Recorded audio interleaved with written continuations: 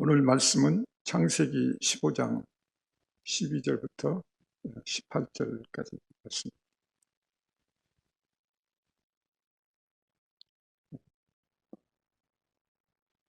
같이 한번 봉독하겠습니다. 시작. 해질 때에 아브라함에게 깊은 잠이 임하고 큰 흑암과 두려움이 그에게 임하였더니 여호와께서 아브라함에게 이르시되 너는 반드시 알라.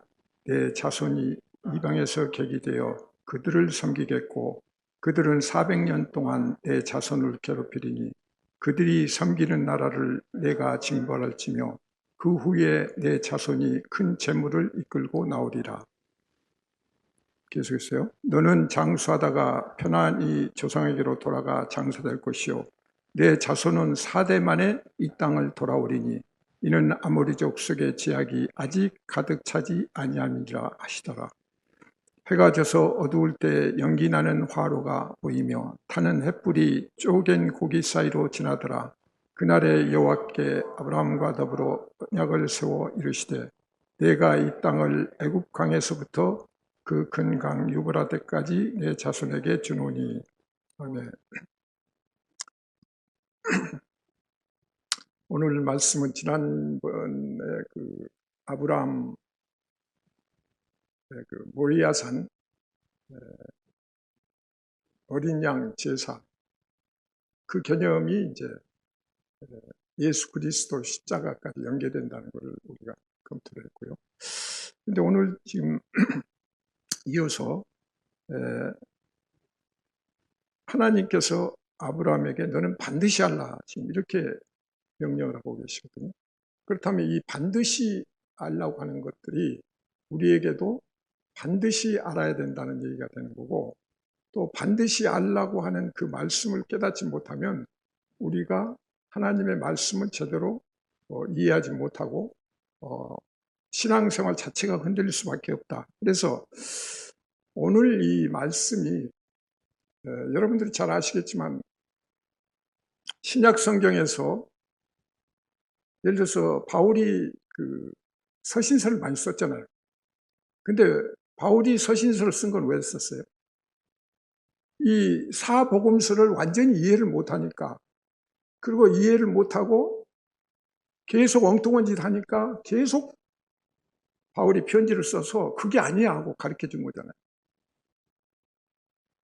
그렇다면 구약 성경의 그 모든 말씀들이 제대로 이해가 되고 전달이 됐더라면 예수님 십자가 지실 필요도 없고 와서 이것저것 다 말씀하실 필요가 없죠. 그런데 그것들이 제대로 이해가 안 된 거죠. 곡해를 한 거거나 자기 임의대로 해석하거나 이제 이렇게 가는데, 그렇기 때문에 우리가 교리라고 생각할 수 있는 신앙의 어떤 핵심 포인트들은 사실은 구약에 들어있고, 또 신약의 모든 그 사도들이나 예수님까지도 전부 구약의 말씀을 인용해서 자기를 증명하고 얘기를 하셨거든요. 그래서 구약의 뜻이 어떻게 되어 있는가 이것을 잘 안다는 게 굉장히 중요하고, 그 다음에 구약 중에서도 제일 중요한 것은 창세기다. 왜냐하면 창세기 1장부터 11장까지 핵심적인 내용이 전개되면서 동시에 지금 아브라함이 활동하고 있는 12장부터 25장, 26장 요 사이에 우리가 깨달을 수 있는 신앙의 핵심 교리랄까 원칙이랄까 그것들이 거기에 다 들어있는 거죠. 그래서 이 부분을 우리가 관심을 가지고 오늘 말씀을 보게 되면 조금 더 여러분들이 아는 신앙의 그 큰 폭을 찾을 수가 있다. 기본적으로 하나님의 그 관심은 뭐냐면 자기 계시예요. 그러니까 이 세상을 창조하시고 하나님이 지금 인간에게 자기 형상을 닮은 이 존재한테 뭔가를 알려야 되는데 계속 자기 계시가 이제 기본이고, 그러면서 거기에 담긴 게 뭐예요? 인간 구원이죠. 그래서 하나님을 알고 하나님 뜻에 따라서 순종하고 그렇게 살아야 너희들이 제대로 구원을 받고 영원한 생명으로 들어간다. 이게 이제 기본 팩트거든요. 그래서 하나님께서는 계속 알게 하시고 알라고 하시고 알리려고 하시고, 그렇다면 우리는 알고 또 알려고 하고 하나님을 더 깊이 알아가는 이런 신앙생활이 돼야 되는 거죠. 그래서 우리가 기도한다, 또 하나님과 함께한다, 성령께서 우리와 함께 하신다 할 때 그때 뭐 하는 겁니까? 우리가 그 얘기의 뜻은 우리가 말씀과 함께 한다는 거고, 말씀과 함께 한다는 것은 거기에서 깨달음을 얻는다는 거죠.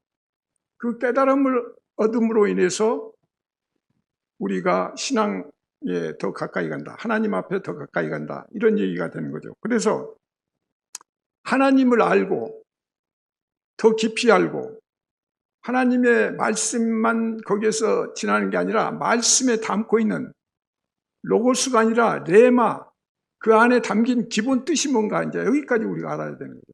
그래야 제대로 아는 거고, 그냥 수박 겉핥기식으로 겉만 알게 되면 그것이 이제 문제가 된다. 그래서 오늘 하나님께서 알라고 하는 것은 하나님 나라를 알려주시려고 그런 거고, 하나님의 주권을 알라고 하시는 거고, 그럼으로써 너희들이 인류를 구원하려는 그 뜻이 거기에 담겨 있다, 이것을 이제 알라는 이런 말씀으로 얘기를 하신 겁니다. 그래서 아브라함을 선택하셔서 하나의 이스라엘 민족을 대표로 하는데, 오늘 보시다시피 아브라함을 선택한 것은 열방의 아버지가 되겠다고 그랬거든요. 그러니까 결국은 하나님이 창조하실 때, 아브라함을 선택할 때 이미 이방, 열방까지 다 구원하시겠다는 계획이 먼저 있는 거죠. 그러니까 우리가 그걸 전제로 해야 되는데, 우리는 중간에 이렇게 신앙생활을 하다 보니까 뭐예요? 그 앞뒤를 잘라먹고 그 다음에 하다 보니까 우리는 막 그 비난을 많이 하잖아요. 안 믿는 사람을 비난하고, 또 전도하라 그런데도 그냥 별로 열정을 갖지도 않게 되는 그런 경우들이 생기는데, 이런 것들을 우리가 조심해서 봐야 된다. 그런데 하나님께서 지금 우리한테 뭔가를 지금 설명하시려고 하는데 뭐예요? 중요한 게 지금 자손의 문제를 얘기하고 그 다음에 땅의 문제를 얘기하고, 이 두 가지를 주제를 가지고 우리한테 지금 얘기를 해 주시는데, 이것을 우리가 이제 그대로만 받아들이면 그냥 거기에 또 멈추는 거죠. 그러니까 하나님이 지금 계획하신 것은 이 아브라함을 통해서 지금 예수 그리스도 십자가, 그리고 오늘날 우리까지를 감안해 가지고 지금 모든 지금 설계를 운영하시고 얘기를 하시는 거다. 그런 관점에서 봐야 되는데, 우리가 보통 선입관이라고 그러죠. 뭘 볼 때 우리가 먼저 입력이 되어 있는 관점이 있으면 그 관점으로 보게 되고, 어떤 안경을 쓰게 되면 그 안경을 통해서 세상을 바라보니까 잘못 보는 경우들이 많다. 선입관이 어떻게 됐느냐, 이것은 굉장히 중요한데, 우리들은 거의 세상적인 선입관이 머릿속에 지금 들어있는 거죠. 그래서 오늘 말씀도, 또 여러분이 앞으로 성경을 읽거나 모든 문제에 있어서 네 가지 관점을 우리가 한번 생각하는데, 첫째는 약속. 하나님의 말씀은 전부 약속이에요. 그러니까 우리가 말씀을 지금 공부한다 할 때는 하나님 약속이 뭐였지? 이 생각을 해야 돼요. 말씀을 읽는다 그러면서 그냥 말씀만 읽으면 안 되고, 하나님은 반드시 거기에 약속을 담아서 우리한테 주시기 때문에 이 말씀, 약속에 대한 것을 생각을 해야 되고, 그 다음에 하나님의 은혜다. 하나부터 열까지 모든 것이 하나님의 은혜고, 거기에 다른 것을 섞어버리면 안 돼요. 그러면 거기에 내 의가 들어가고 율법적인 게 되어버리고, 그러면서 이제 다 흐트러지는 거니까 은혜가 중요하다. 그 다음에 희생. 크게는 십자가, 고난, 이게 다 하나님의 희생이지만, 사실은 하나님이 선악과를 따먹으라고 할 때, 그때 먹지 말라고 했을 때, 그때도 이미 하나님은 자신의 자유를 제한하고 우리한테 자유를 주신 거잖아요. 거기서부터 이미 하나님은 우리에게 양보하시고 희생하시고, 그것이 계속되는 거예요. 참고 인내하시는 거, 진노하시려고 하는 그런 상황에서도 참고 견디는 거, 이거 다 지금 희생하시는 거예요. 정말 우리 인간적인 성질로 보면 그 꼴을 못 보니까 그냥 바로 그냥 해치고 올 텐데, 그게 아니라 꾸준하게 인내하시고 다시 기회를 주시고 반복하시고, 이제 이게 하나님의 그 속성이다. 그래서 이 부분을 우리가 같이 생각을 해야 되고, 마지막으로 성취다.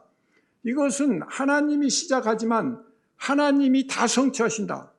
이 개념을 우리가 알아야 돼요. 근데 우리가 내가 어떤 노력을 해서 뭘 성취한다, 이게 조금이라도 들어가면 그건 틀린 거예요.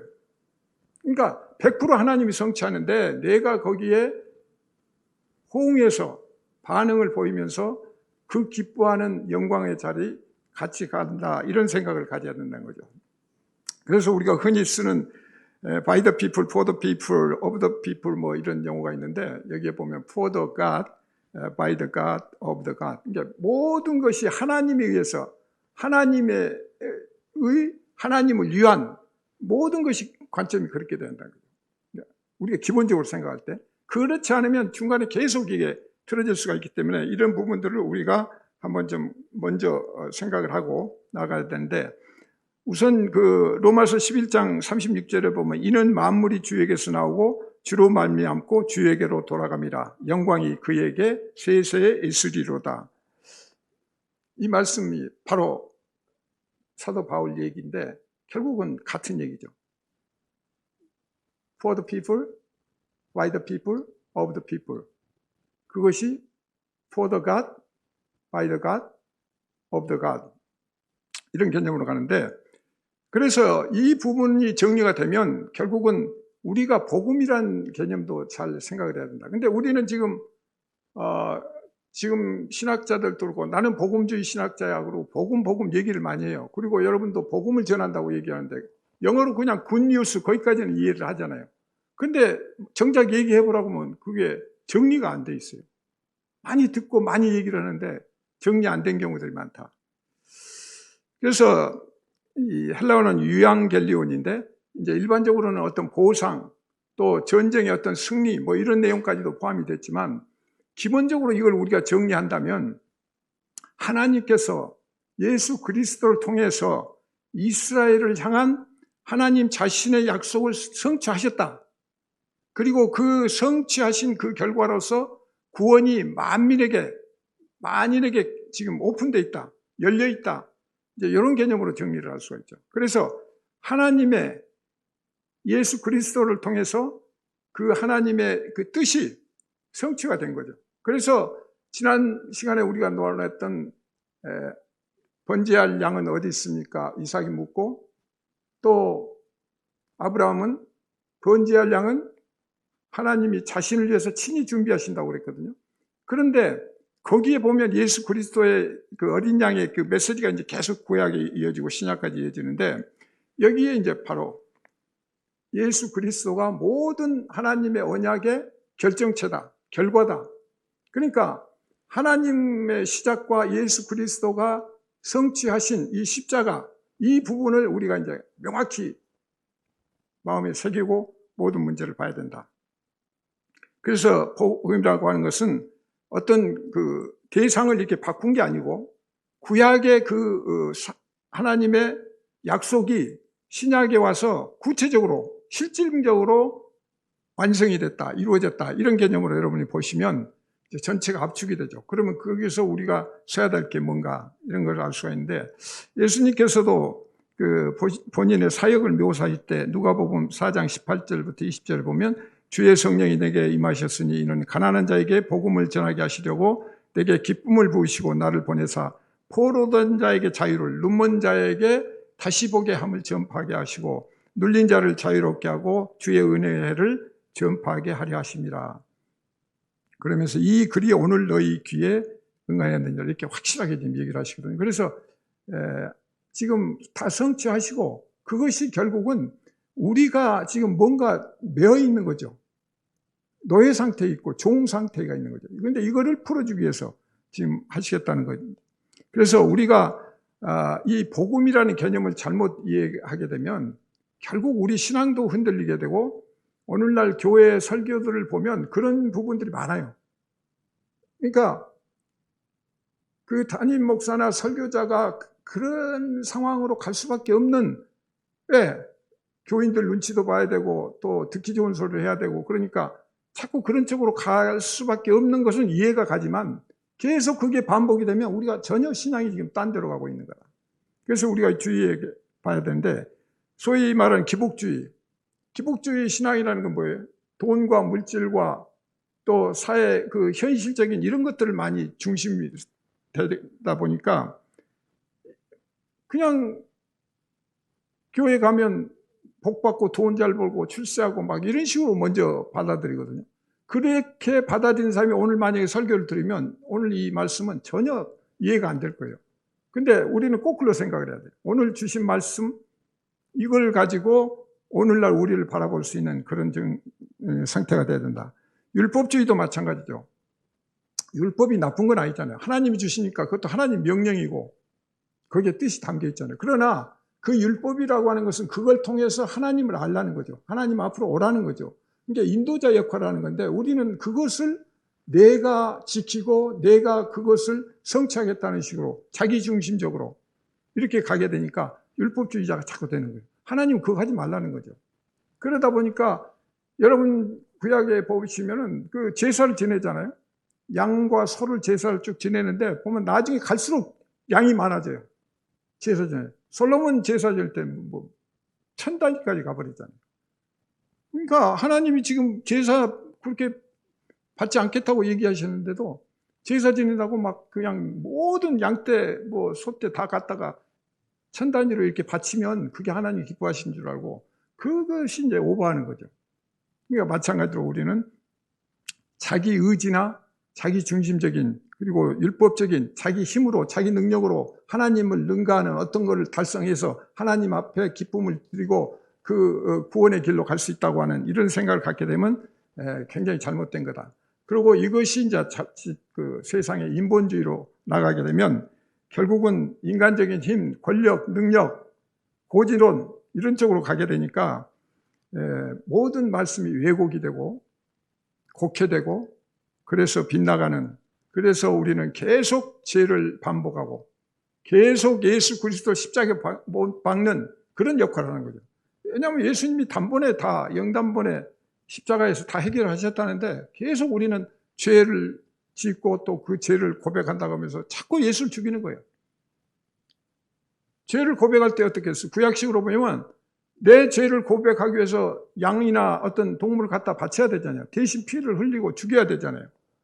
그런데 예수님이 지금 그 역할을 하셨다면 우리가 그 죄를 제대로 깨닫지 못하고 계속 반복하면 계속 그 예수를 십자가에 못 박는 그런 결과가 된다. 그래서 우리가 이런 부분들을 유념하면서 이 전체적인 그 성경 말씀이나 오늘 또 주시는 말씀을 전체적인 개념에서 관점을 가지고 봐야 되고 특히 하나님 입장에서 항상 우리는 역지사지하는 하나님 입장에서 어떤 생각을 가지셨을까 늘 그 생각을 먼저 해야 되는데 우리는 뭐든지 보면 내 중심으로 내가 먼저 생각하고 내 생각을 앞세우고 그리고 결국은 하나님 성경 말씀을 갖다가 끌어다가 나한테 맞춰요. 그러니까 이게 엉터리가 되죠. 성경 말씀 하나님 말씀이 있으면 그 말씀에 나를 갖다 맞춰야 되는데 보통 우리는 거꾸로 갖다가 우리 편리한 대로 맞춰버리는 그런 경우들이 많이 생긴다.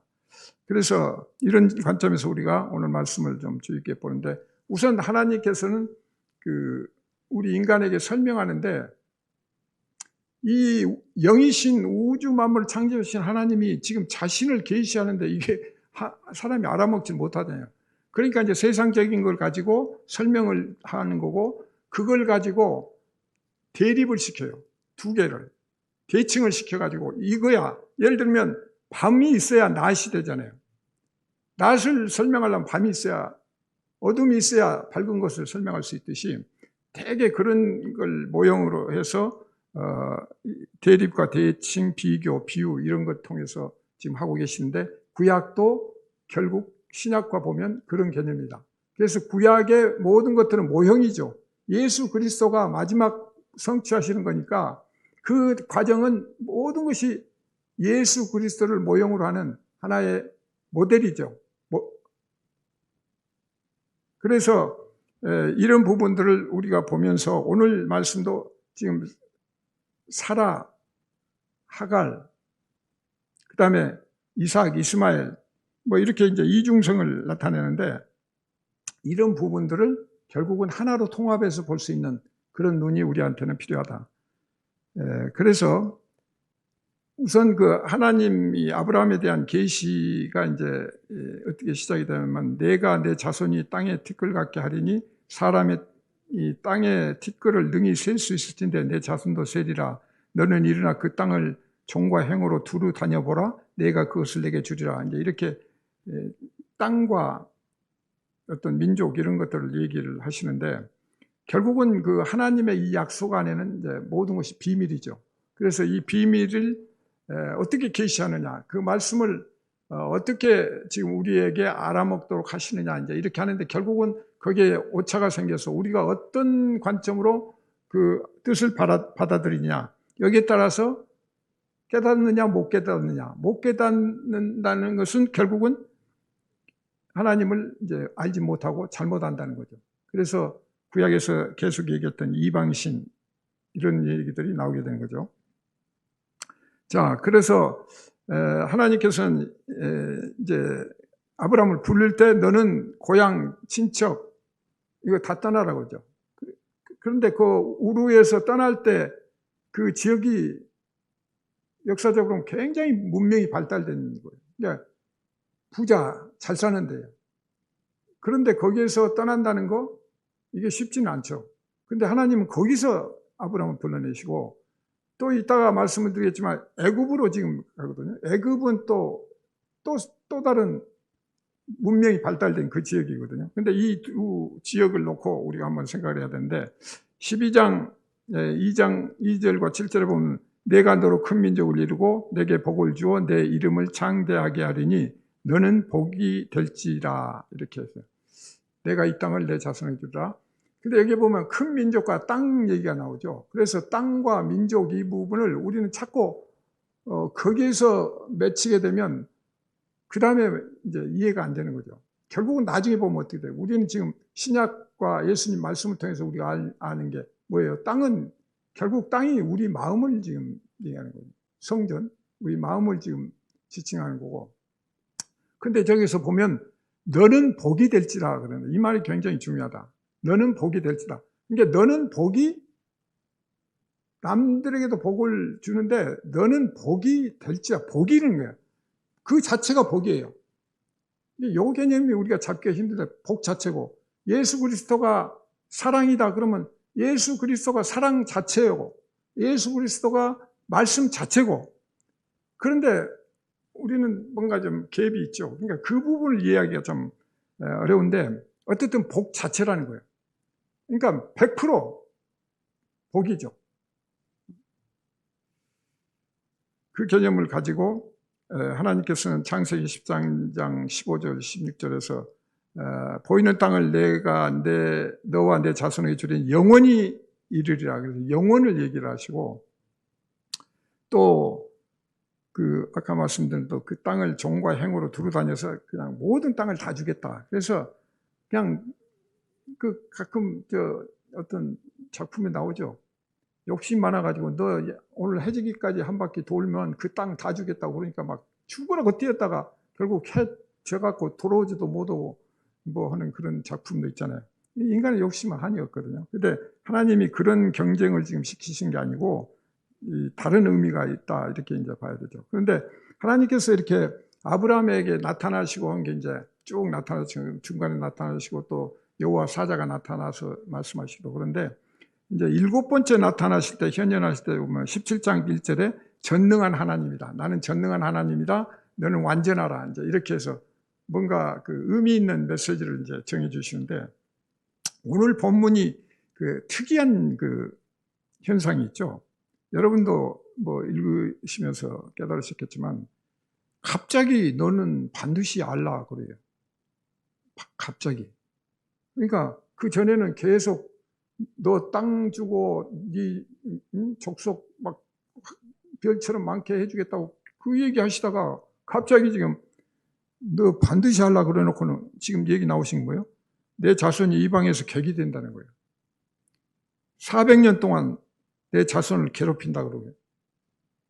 그는 섬기는 나라를 내가 징벌할 때 할 것이며 그 후에 내 자손이 큰 죄를 입고 나오리라. 그런데 여기서 보면 또 뭐 내 자손 4대 만에 돌아온다. 여러분 이해가 가십니까? 아니 하나님이 지금 그렇게 자비롭고 은혜로우시고 그런데 왜 400년을 갖다가 이방에 객이 된다? 이게 상상도 못할 일이죠. 근데 여기에 많은 메시지가 들어있는 거죠. 그래서 오늘 말씀을 좀 더 우리가 이제 잘 생각을 해야 되는데, 그리고 여기서 4대 만에 400년 4대. 근데 이제 지금 우리가 보는 4대라고 하는 개념 보면 어떻게 해요? 지금 우리 교회도 4대가 지금 같이 공존하고 있잖아요. 그런데 그래봐야 100년 지금 전후밖에 안 되거든요. 그러니까 400년이 4대라는 개념이 우리 인간적인 4대로 보면 안 된다는 거죠. 그래서 결국은 크게 보면 아브라함, 이삭, 야곱, 요셉. 그래서 이제 결국 구원을 받는 거니까 그런 개념으로 이제 우리가 조금씩 더 확장해서 생각할 수가 있다. 그런데 이게 갑작스런 이런 그 반전, 여기에 이제 깊은 뜻이 있다고 우리가 봐야 되는데, 우선 왜 이런 명령을 내리시는가, 이걸 좀 생각해 보면, 오늘 말씀 15장 14절에 보면, 그들이 섬기는 나라를 징벌할지며 그 후에 내 자손이 큰 재물을 이끌고 나오리라. 그러니까 구원하시겠다는 것까지도, 그러니까 이방의 객이 돼서 거기서 섬기고 괴롭힘을 당하고 그러다가 400년 후에 구원해 내시겠다고는 약속을 하신 거거든요. 그런데 여기서 뭐예요? 그들을 징벌한다는 거예요. 이방이 지금 어디입니까? 이방이 지금 애굽을 얘기하잖아요. 애굽에 지금 집어넣어가지고 그 애굽을 징벌하고 동시에 너를 구원하겠다. 그리고 거기서 큰 재물을 네가 가지고 온다 할 때 그 재물이 돈입니까? 거기서 노예 생활했는데 돈을 가지면 얼마나 가지겠어요? 짐을 가지면 얼마나 가지겠어요? 만약에 돈이라면 가나안 가서 그 돈 쓸 수 있나요?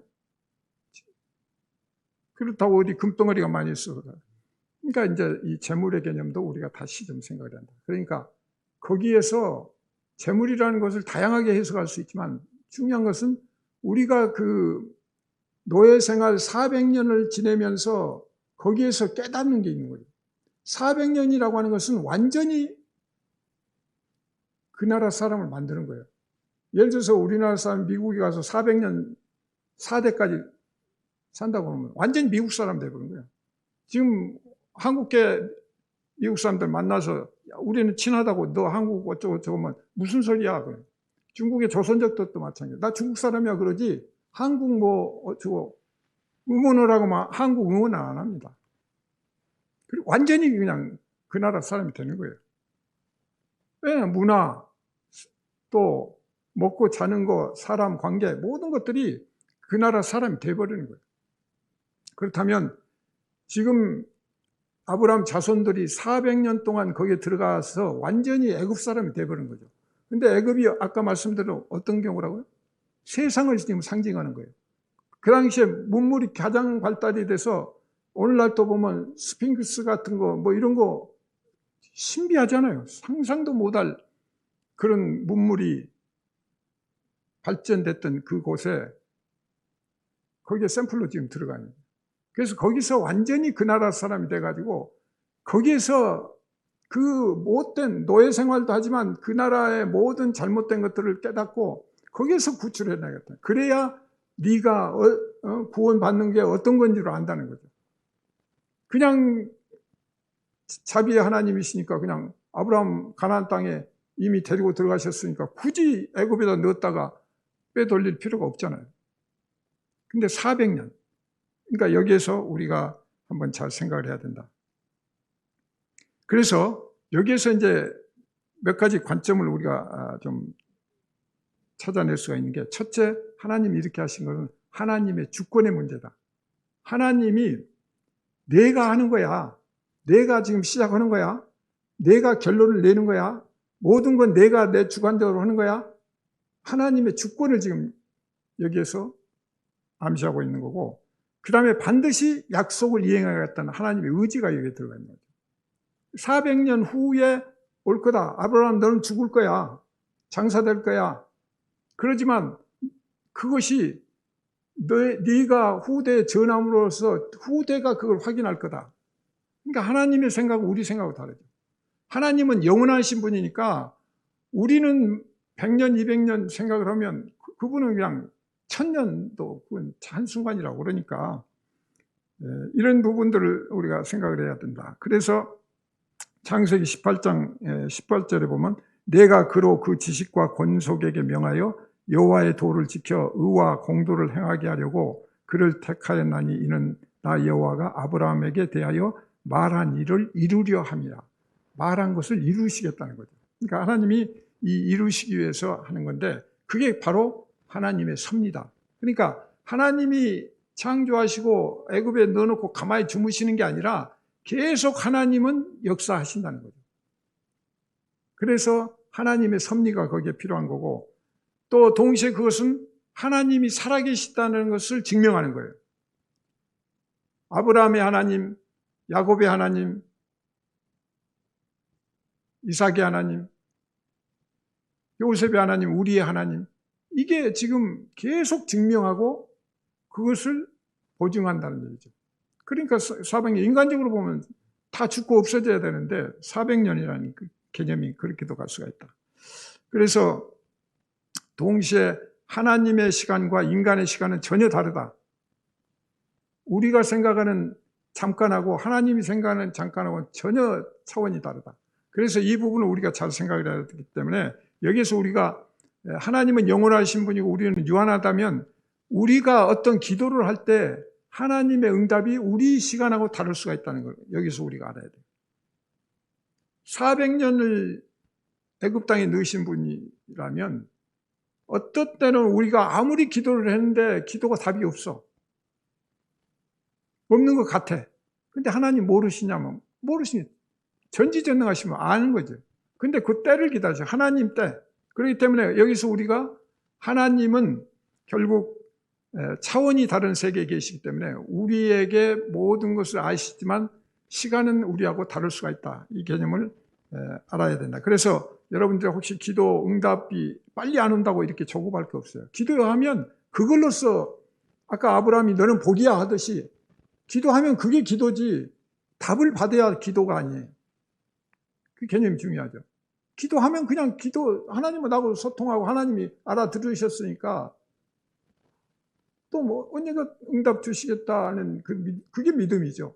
근데 왜 내일 오늘 당장 안 해줘? 이 문제 해결 안 해줘? 이건 하나님을 넘보는 거고 그것이 결국은 율법주의가 되는 거다. 그래서 왜 하나님은 이방에서 객이 되고 왜 괴로움을 당하게 하시는가 이런 부분들을 우리가 다시 한번 생각을 하는데 종이 되고 노예가 되고 섬김을 하고 그런 것들이 결국은 구원의 어떤 실제적인 현상들을 지금 얘기하시는 거죠. 그런 개념에서 봐야 되고 그리고 하나의 그 가치관의 변화 이런 것들을 극복하게 하신 목적이 있다. 그렇기 때문에 이 땅에서의 물질적인 축복 이것은 전혀 지금 다르다는 것을 우리가 여기서 알아야 돼요.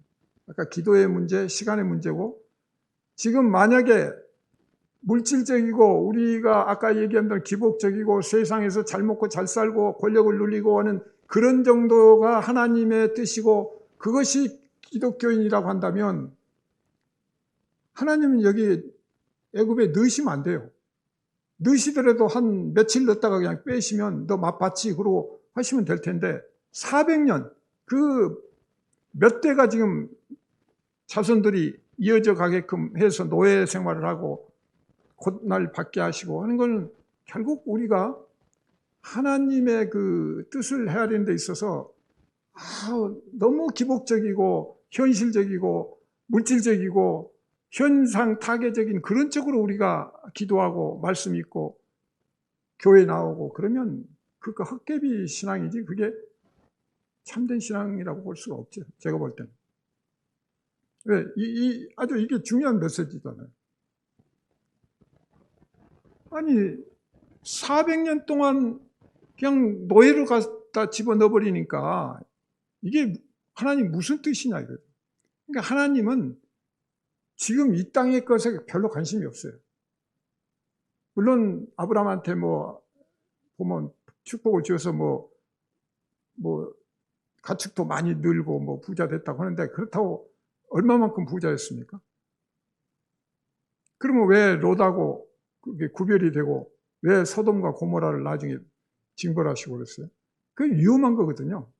돈 많고 부유하고 여유가 있으면 배부르고 따뜻하면 사람이 엉뚱한 생각을 하고 죄를 짓고 안 돼요. 그 하나님이 원하시는 게 아니죠. 그렇게 해서 하나님 백성 만드는 게 아니에요. 그렇기 때문에 하나님께서 지금 400년을 넣었다고 하는 이 의미를 우리가 잘 알아야 돼요. 그래서 지금 우리가 비록 힘들고 어렵고 고달픈 일들이 있더라도 그걸 넘어설 수 있는 신앙이 돼야 돼요. 괴롭지 않은 사람 없어요. 힘든 일 없는 사람이 없어요. 다 가정마다 돈 있으면 있는 대로 자식이 속썩이고 좋은 차 몰고 밤중에 윙윙 다니다가 사고 내고 사람 죽이고 그러면 술 먹고 뭐 엉뚱한 짓 하고 그 고통 없는 사람이 없어요. 이 세상 자체가 고통이에요. 고민이에요. 근데 거기서 뭐 도토리 기저귀로 뭐 조금 뭐 나아졌다 뭐 좀 힘들다 해가지고 왜 이 문제를 해결 안 해주냐고 이렇게 우리가 매이면 우리의 신앙의 수준은 정말 어린이 수준이고 그거 가지고는 해결을 못해요. 하나님이 원하신 그건 아니다. 하나님은 위해를 보라는 거거든요. 하나님 천국의 메시지를 지금 우리한테 알려주시기 위해서 지금 이 작업을 하시는 거고 그렇게 하기 위해서 예수 그리스도가 오셔가지고 십자가에 못 박히신 것까지 지금 그렇게 된 거거든요. 그러니까 그 관점에서 우리가 보면 조금 우리가 살면서 여러 가지 힘들고 고통스럽고 어렵고 그런 문제들이 부딪히더라도 그것을 넘어설 수 있는 신앙의 이런 것들이 중요하다. 그래서 이기적이고 자기중심적인 이런 부분들을 해소하는 것이 결국은 십자가에서 자기를 부인하고 자기 십자가를 지는 그 개념하고 같이 나갈 수가 있다. 그래서 결국은 하나님께서는 이 오늘 말씀을 통해서 하나님의 말씀과 뜻을 제대로 깨닫고 기억하고 그 섭리를 통해서 결국은 우리에게 자유를 주시는 거죠. 믿음 안에서의 자유, 진정한 자유. 그 자유도 선악과를 따먹으면서 우리가 그 자유를 왜곡시켜버렸거든요. 근데 왜곡돼가지고 계속 지금 죄를 짓는 그런 굴복의 삶을 사는데 이것을 지금 벗어날 수 있는 영적 자유, 이것을 누리도록 하나님께서는 지금 길을 열어주시는 거다. 신명기 4장 10절 6장 6, 7절 보면 내가 호렙산에서 내 하나님 여호와 앞에 섰던 날에 여호와께서 내게 이르시기를 나에게 백성을 모으라 내가 그들에게 내 말을 들려주어 그들이 세상에 사는 날 동안 나를 경외함을 배우게 하며 그 자녀에게 가르치게 하리라 하시매 말을 주신다는 거죠. 하나님 말씀을 주시는 거, 약속을 기억하게 하시는 거예요. 그걸 통해서 하나님은 살아계시고 하나님은 역사하시고 하나님은 우리와 함께 하시고 이것을 통해서 하나님을 경외하는 그런 마음을 자녀들에게 가르치게 하기 위해서 이렇게 하신다 이렇게 말씀을 하거든요. 그래서 우리는 결국 현실 전체를 지금 무시하라는 그런 뜻은 아니에요. 현실 자체는 우리가 어떻게 할 수가 없어요. 겪고 가는 거예요. 고통스러우면 고통스러운 대로 잠깐 좋으면 좋은 대로 그냥 가는 거예요. 그걸 어떻게 하라는 게 아니고 우리가 지향점을 가져야 된다는 거죠. 하나님, 위의 것을 보고 하나님을 바라보는 그 지향점을 바르게 세우는 거, 이게 중요하다. 그래서 이 경우가 됐을 때 우리는 진정한 자유를 누릴 수 있다. 그런데 여기에서 아까 말씀드렸도 이방에 지금 객이 되겠다고 그러는데 이방이 애굽이다. 그런데 이 애굽의 문제를 우리가 잘 봐야 된다는 거죠. 늘 성경에 보면 애굽 나오거든요. 바벨론, 바벨 나오고 이 메시지가 지금 뭔가 거기에 같이 담겨 있는데 이 부분을 오늘 잠깐 좀 보도록 하겠습니다. 하갈과 이스마엘이 나오고 그런데 하갈과 이스마엘이 어떻게 해요? 애굽과의 관계를 보면 창세기 16장 1절에 보면 아브라함의 아내 사레는 출산하지 못하였고 그에게 한 여종이 있으니 애굽 사람이요 이름은 하갈이라. 그러니까 하갈이 애굽 사람이고 그러니까 아브라함이 아마 그 가나안에 갔다가 처음에 먹을 게 없어 걱정이 돼갖고 애굽 가잖아요. 그리고 바로왕이 그 사라 이렇게 취하려고 그랬을 때 자기 누이라고 그러고 뭐 이렇게 해서 얼렁뚱땅 지내다가 결국은 하나님이 보호해 주시고 거기서 선물을 많이 받아요. 뭐 짐승이고 뭐고 많이 받아요. 공짜 많이 벌었죠. 그런 것들이 이제 하나님이 뭐 축복이라고 생각할 수도 있는데 그렇게 생각하면 안 되고 어쨌든 받아. 그리고 그때 아마 하갈도 데려왔을 수 있는데, 근데 이제 보면은 이스마엘도 바란 광야에 거주할 때 그의 어머니가 그를 위하여 애굽 땅에서 아내를 얻어주었더라. 그래서 애굽 땅에서 애굽 사람을 얻어준 거예요. 그러니까 완전히 이거는 애굽 패밀리가 된 거예요. 그러면 하나님이 지금 여기에 뭔가를 지금 메시지를 지금 담고 계신다는 거죠. 창세기 16장 12절에 보면 이스마엘에 대해서 이렇게 얘기를 해요. 그가 사람 중에 들나귀 같이 되더니. 들나귀라고 하면 길이 안 들어진다는 거예요. 지 멋대로고 자유방임한다는 거예요. 그의 손이 모든 사람을 치겠고 모든 사람의 손이 그를 칠지며 그가 모든 형제와 대항해서 살리라 하니. 이게 지금 이 이스마엘 후손이 뭐예요? 중동 지역이잖아요. 이슬람. 지금 그 이슬람권 그 행태가 어때요? 꼭 이 모양이잖아요. 성경 예언대로 거의. 그의 손이 모든 사람을 치겠고 모든 사람의 손이 그를 치. 그리고 형제에 대항해서 살리라. 그러니까 자기들끼리도 지금 막 시아파니 순위파니 해가면서 싸우고 모든 지금 화약고가 지금 중동에 몰려 있고 거기다가 또 기독교 이쪽에도 대항하고 뭐 골칫덩어리잖아요. 그런데 특이한 것은 창세기 21장 20절에 하나님이 그 아이와 함께 계심에 그가 장성하여 광야에서 거주하며 활 쏘는 자가 되었더니, 이게 이제 이스마엘이거든. 이스마엘이 광야에서 거주하면서 활 쏘는 자가 무력이고 가만히 정착하지 못한 에서와 같은 그런 존재거든요. 그러니까 성경에서 이렇게 지금 예언을 지금 해놓고 있고 실제 또 그렇게 살고 있잖아요. 그런데 중요한 것은 하나님이 그 아이와 함께 하시네요. 하나님은 그 중에도 함께 하시고 계신 거예요. 그러니까 거기에는 뭐예요? 그 자유를 오버해도 그만큼 자유를 주고 계신다는 얘기거든요. 그 자유를 잘 봐야 돼요. 우리한테도 자유를 주셨지만 그 분에 넘치는 자유를 지 마음대로 쓰는데도 하나님께서 지금 참고 기다리신 거예요. 그래서 오늘 전체적인 메시지가 굉장히 중요하다. 왜?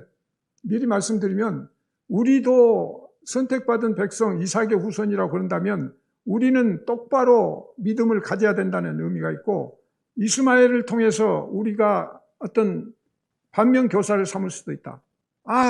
저렇게 믿지 않고 하나님한테 떠난 자들은 저렇게 사는구나, 저렇게 살아서는 안 되겠구나 하는 그런 것들을 우리가 깨달을 수 있어야 되는 거고, 동시에 이스마엘로 하여금 이삭을 본받아라, 이삭같이 어린 양이 어디에 있습니까? 라고 물을 정도로 자기 손발에 묶일 때 죽음을 감당할 수 있는 그런 모리아산의 이삭 정도가 될 수 있는 그런 정도로 너희들이 자각을 해라.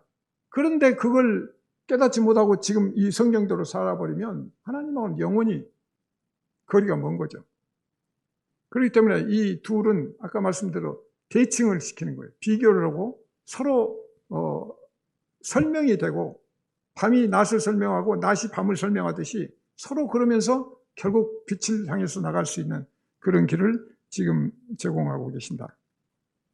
그래서 이 말씀을 통해서 이제 하나님께서 그 씨의 문제를 얘기하는데, 여호와의 사자가 그에게 이르되 내가 내 씨를 크게 번성하여 그 수가 많아 셀 수 없게 하리라. 여호와의 사자가 또 그에게 이르되 내가 임신하였은즉 아들을 낳으리니 그 이름을 이스마엘이라 하라. 이는 여호와께서 내 고통을 들으셨습니다. 여기서도 마찬가지로 하나님께서는 씨를 지금 이삭의 씨만 아니고 이스마엘에게도 똑같이 지금 씨를 주시거든요. 그리고 똑같이 다 번성하게 하신다는 거죠. 그래서 지금 오늘날 이슬람 국가도 지금 잘 그냥 석유도 나오고, 어떻게 보면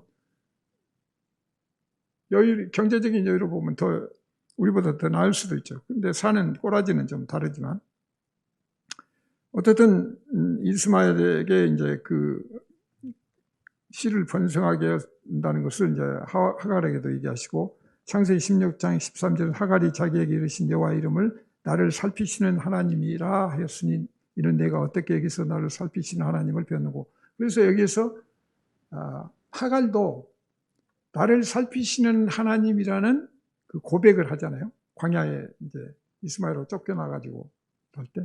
그것은 이제 엘로이. 그래서 여호와 이레 그랬잖아요. 아브라함은 준비하신 하나님이라면 이제 여기 이제 여호와 이레 또 여기 엘 올람 이런 것들은 이제 영원하신 하나님, 엘 샤다이 모든 것을 충족케 하시는 능하신 하나님 이제 이런 개념인데 결국은 이런 그 용어들이 하나님을 부르는 용어들이 너무도 많아요. 엘은 이제 하나님을 뜻하는데 근데 결국은 하나님을 어떤 분으로 받아들이냐, 내가 어떻게 느끼느냐, 거기에 따라서 어떤 안경을 쓰고 보느냐에 따라서 이제 그 관점들이 조금씩 달라진다. 이렇게 이제 여기서 말씀을 드리고. 그래서, 중요한 것은, 아브라함의 같은 경우는, 창세기 21장 33절, 4절 보면은, 부엘세바에 에셀나무를 심고 거기서 영원하신 여호와의 이름을 불렀다고 그래요. 영원하신. 그게 이제 엘 올람인데, 그래서 거기에서 여러 날을 살았다고 그러거든요. 그러니까 이것은 영원하신 하나님을 거기서 깨달았다는 거죠. 그렇게 해서 이삭과 아브라함은 그 블레셋 지역에 오래 있으면서 여러 날이니까 오래 있으면서 영원한 하나님을 깨닫고 그것을 흠모하면서 이렇게 있었는데 그 상대편 이스마엘은 어떻게 했어요? 광야에서 활 쏘면서 힘자랑하고 이제 엉뚱하게 지금 전혀 상반된 그런 개념이 있다. 그래서 오늘 그 이삭과 이스마엘의 그 공통점을 한번 보면은 아브라함의 씨라는 게 같고 그 다음에 큰 민족을 이루게 하겠다는 게 이제 이삭이나 이스마엘도 똑같고 12두령을 갖게 갈 것이다. 근데 12아들을 뒀잖아요. 야곱은. 그 다음에 이름을 또 이스마엘도 지어주고 이삭도 이름을 지어주시고 이렇게 이제 공통점이 있어요. 그러니까 크게 지금 차별이 안 되는 거예요. 그러니까 아브라함의 자손이잖아요. 이스마엘도. 그러니까 그런 개념으로 보면 하나님이 공평하게 지금 해주시는데 그것이 이제 구별되는 부분이 있다. 그래서 21장 12절에 보면 이삭에게 나는 자라야 내 씨라 부를 것임이라. 그러나 여종의 이름도 내 신이 내가 그로 한 민족을 이루게 하리라 하신다. 그러니까 똑같이 한 민족을 이루게 이제 하시는데 내 씨라고 하는 것은 결국 이삭으로 가고 있다. 그래서 창세기 17장 20절과 21절에 보면 여기에 보면 12두령을 낳으리니 그게 큰 나라를 이룰 거다. 이렇게 해서 미리 이제 답을 주시는 거예요. 그 다음에 이제 이삭과 이스마엘의 그 다른 점이 뭔가 이게 이제 중요한 거죠. 여기서 우리가 구별점을 가야 된다. 차이점은 우선 이삭은 하나님의 약속의 언약의 씨라는 거죠. 근데 이스마엘은 인간의 씨다. 인간의 욕망에 의해서 탄생된 씨다. 그 다음에 남은 자와 쫓겨난 자. 하갈과 이스마엘 쫓겨났잖아요. 그 다음에 모리아산에서 번제를 드렸느냐 못 드렸느냐. 그게 이제 구별이 되는 거고 영원한 생명 언약을 받았냐 못 받았냐. 이게 이제 구별이 되는 거예요. 그래서 이 구별점을 우리가 갖고 보면은 조금 더 이제 왜 이 하나님이 아까 말씀드린 대로 두 영역을 두고 계시는지 이것을 우리가 지금 알 수가 있다. 그래서 하나님께서는 그 모든 것을 아버지와 아들 관계로 설명을 하시거든요. 그래서 이 부분도 여러분들이 좀 관심 있게 봐야 될 게 예수 그리스도 하나님의 아들이라고 그러고 우리도 하나님의 아들이 될 것이다. 하나님의 아들이 되었다. 아들들이다. 이런 개념을 많이 쓰고 있는데 여기서 이제 이삭을 독자라고 얘기했잖아요. 그런데 독자라고 했으면 말이 안 되는 거죠. 왜? 이스마엘이 먼저 태어나서 있었거든요. 그런데 형제가 있는데 독자라고 했다. 그래서 예수님도 독생자라고 얘기를 하거든요. 그래서 우리가 생각할 때 인간적으로 그냥 아들 하나밖에 없으니까 그게 이제 독생자고 독자고 이런 개념으로 보는데 그게 아니다. 결국은 이 하나 하나의 하나님의 한 뜻, 이따 설명을 드리겠습니다만, 인간은 모든 것을 두 개로 갈라서 봐요. 두 개로 갈라. 그것이 선악과를 따먹은 결과거든요. 그래서 우리는 선악 판단을 하기 위해서 뭐든지 주면은 이거야 저거야. 그래서 이걸 해야 돼 저거 해야 돼. 그게 율법주의가 되는 거죠. 그런데 이런 부분들이 이제 이 안에 들었는데, 그것을 하나님 뜻과 하나가 되고 한 마음, 오로지 진리, 그 뜻으로 오신 분이다. 이렇게 이제 이해를 해야 그게 올바로 이해가 되고, 마찬가지로 독자 이삭도 그런 개념으로 하나님이 지금 너의 씨라고 해주니까 하나님의 씨, 그렇기 때문에 이제 그 개념으로 우리가 보면 이것들을 좀 더 이해할 수가 있다. 그래서 우리도 전도한다고 할 때 아들을 낳는다고 그러죠. 전도한다는 것은 내가 아들을 낳는 거예요. 내가 아들이 되고 예수 그리스도가 우리를 양자로 삼았잖아요. 그리고 또 우리가 전도하면 양자가 되고 아들을 낳는 거고, 이제 이런 개념으로 전체를 지금 설명해 가시는 거다. 그래서 바울이 이제 이 두 아들을 비유했는데, 여러분 잘 아시는 내용인데 잠깐 보겠습니다. 여종과 자유 있는 여자에서 난 거가 다르고, 육체를 따라 낳느냐 약속으로 낳느냐, 신의 산이냐 예루살렘이냐, 또 박해를 받았느냐 또 아니면 자유자냐, 이렇게 해서 갈라디아서 4장 22절과 24절을 보면 기록된 바 아브라함에게 두 아들이 있으니 하나는 여종에게서 하나는 자유 있는 여자에게서 낳았다 했으며, 여종에게는 육체를 따라 낳고 자유 있는 여자에게서는 약속으로 말미암았느니라. 이것은 비유이니 이 여자들은 두 언약이라. 하나는 신의 산으로부터 종을 낳은 자니 곧 하갈이라. 이게 비유라고 했거든요. 그러니까 꼭 지금 그러니까 하나님도 지금 하나의 비유법으로 지금 우리한테 알아먹게 설명하신 거고, 마찬가지로 지금 바울도 그렇게 얘기하는데, 여기서 중요한 건 뭐예요? 신의 산으로부터 이렇게 얘기했죠. 신의 산. 그러니까 신의 산, 모세가 지금 율법을 받는 그것은 뭐예요? 하갈하고 똑같은 거예요. 율법이에요. 그 모형이에요, 지금. 결국은 진짜 예수 그리스도가 진짜인데, 그걸 설명하기 위해서 바로 예수 그리스도 설명을 못 알아먹으니까 지금 이걸 먼저 지금 설명해가지고 나가는 거예요. 그래서 갈라디아서 4장 25절에 보면 이 하갈은 아라비아에 있는 신의 산으로서 지금 있는 예루살렘과 같은 곳이니, 예루살렘과 같은 거예요. 그가 그 자녀들과 더불어 종노릇하고 오직 위에 있는 예루살렘은 자유자니 곧 우리의 어머니라. 근데 여기서 보면 예루살렘이 신의 산과 같다고 그랬죠. 그러니까 유대교가 그대로 율법적으로 그렇게 신의 산 모세의 율법을 받아가지고 그대로 지내고 있으면 그것이 신의 산이고 하갈이고 같은 거고, 지금 여기서 오직 위에 있는 예루살렘, 하늘에 있는 예루살렘을 얘기하는 거죠. 그리고 그 하늘의 예루살렘이 이제 이 땅에서 정착이 될 때, 그때 그야말로 진짜 자유자가 된다. 이런 개념으로 여러분들이 좀 이해를 하시면 되겠습니다. 그래서 갈라디아서 4장 29절도 그러나 그때 육체를 따라 난 자가 성령을 따라 난 자를 박해한 것 같이 이제도 그러하도다. 그런즉 형제들아 우리는 여종의 자녀가 아니요 자유 있는 여자의 자녀라. 그래서 이스마엘도 결국은 뭐예요? 이삭을 막 구박하고 그랬잖아요. 그러다가 쫓겨난 거잖아요. 바로 그거를 모델이에요. 그러니까 그것도 지금 보면 결국은 그리스도 예수를 믿는 사람들이 박해를 받을 수밖에 없다. 세상으로부터. 그걸 지금 미리 힌트를 주신 거거든요. 그래서 이 사도 바울도 이제 같은 비유를 갖다가 들어서 이렇게 얘기를 합니다. 그래서 우리가 자유 있는 여자의 그 자녀이기 때문에 우리 내적으로 그 자유를 찾아야 된다는 거죠. 그래서 결국은